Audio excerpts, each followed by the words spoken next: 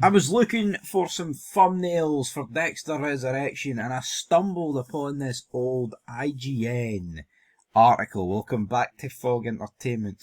And it turns out that Matt Foiler in 2023, or 2023, I wish, 2013, a whole 12 years ago, almost literally 12 years ago, a couple of months away for being 12 months, yeah, 12 years ago. 4 things Dexter could have learned from Breaking Bad. With Dexter now over and done with, here's how Breaking Bad could have taught it a thing or two about crafting a satisfying final season. So the question is, how could they have done that? Which final season was better? Of course, Breaking Bad season 5 was better than Dexter season 8, but maybe the proof is in the pudding. Is it just naturally, is it just natural that a season ending, a series ending with 5 seasons is going to do better than a series ending with 8 seasons? I mean, you could say that's ignorant, but it's easier to fuck things up when you go 8 seasons, in my opinion, than when you wrap them up within 5. So, let's dive into it. Warning, spoilery things over the damn plates for both shows. Dexter facing off against a severely underwhelming and slow-witted Big Bad during its final season wind-up, as we discovered being the least of Season 8's problems, even though I didn't loathe the finale as much as some of you, though the final lumberjack scene was most definitely bullshit. These past 12 episodes have been so muddled and wasteful. There's a big part of me that feels empty about the entire series as a whole, which is probably the worst thing you want from a final run, no matter how disappointing. And yes, it's hard to think this now because I definitely enjoyed the first 4 seasons. They weren't perfect by any means, but they held merit. Hell, I didn't even mind Lumen the way some folks did. I just resent how conveniently she left the show and that her story became so closed-ended. Tell you what, I hate Lumen. But yeah, like why does Lumen, out of all the people, get like the happy ending? Doesn't make a lot of sense to me there, but I wonder what these 4 things are.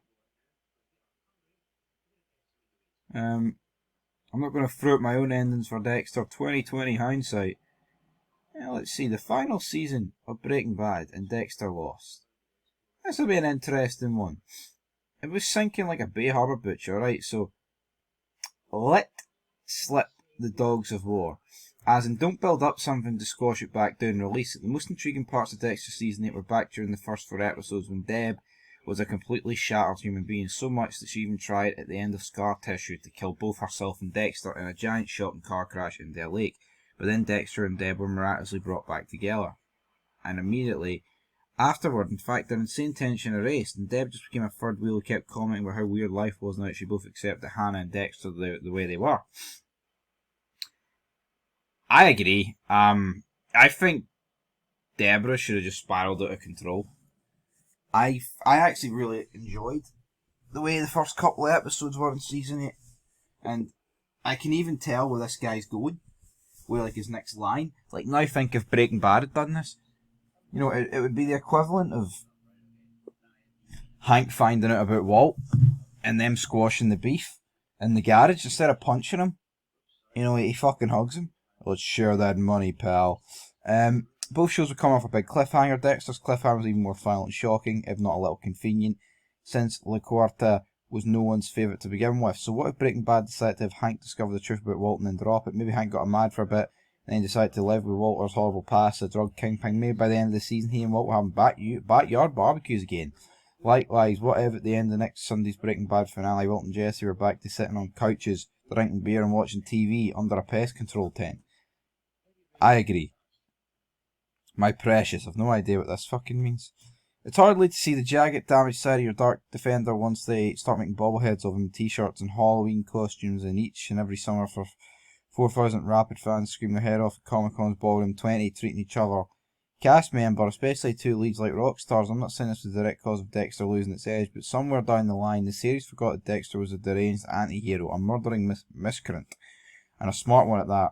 Sure, he was ready to kill Lacorta and Innocent at the end of season 7, but who wasn't ready to kill her? Yeah, I mean, you can look at it like that. Can't you? If the show really wanted to challenge Dexter and the audience, they would have Batista figure out the Bay Harbor Butcher connection, or someone else who was more likeable like they did with Dukes in season 2, even though they copped out when they had to come and Dexter make a choice about killing him. Anyway, somehow this series became way too precious with its characters and began assuming that each of them was somehow crucial to the show, that we somehow cared about things other than what Batista and Deb were doing. They assume we care about Quinn and Batista and about Masuka doing anything other than be making a pervy comment. Here, it's so weird. This article's 12 years out of date, but like now in Resurrection, they're like writing this wrong. Quinn, Masuka are back. Batista's the one hunting down Dexter. So maybe this guy got what he wanted. Hopefully he's still alive to see it. Let's see. Why did I care more about Steve Gomez dying 2 weeks back on Breaking Bad than anything Quinn's ever done? I mean, Gomez never even got to have his own side stories. No scenes with surprised daughters or thieving interns. Nothing about hooking up with Ukrainian strippers. Just a few brotherly ball-busting moments with Hank. Probably helped he was good at his job and not woefully inept like the members of Miami Metro. I don't think the members of Miami Metro are like, woefully inept. Like, is Masuka really woefully inept? I think he's a pretty good fucking... I think he's pretty good at his job. I mean, Batista and Quinn, on the other hand, yeah, you can argue that to a degree. Interesting, though. So let's see. What else is happening here? Well, get high on your own supply. Too much of Dexter's final season rested on the shoulders of people who were introduced during Dexter's final season. Why bring in people like Elway and Clayton so late in the game? Why make Dr. Fogel so crucial during the last leg of the race when Season 7's main story was between Dexter and Deb? How about instead of having a bunch of go-nowhere side stories featuring Masuka and his daughter, or Quinn competing with Detective Miller, also someone who just started having lines in the final run for the open sergeant position, you use those characters you already have in interesting ways that benefit Dexter's overall story. I agree, I mean, Detective Miller has to be the shittest fucking character in the history of TV, folks. Has to be said. Honestly. I mean, he goes on to say there, why wasn't Batista an integral part? He should have been. Season 8. Fucking dropped the ball. Honestly, I think at the start of Season 8, that's when Batista should have been on to Dexter.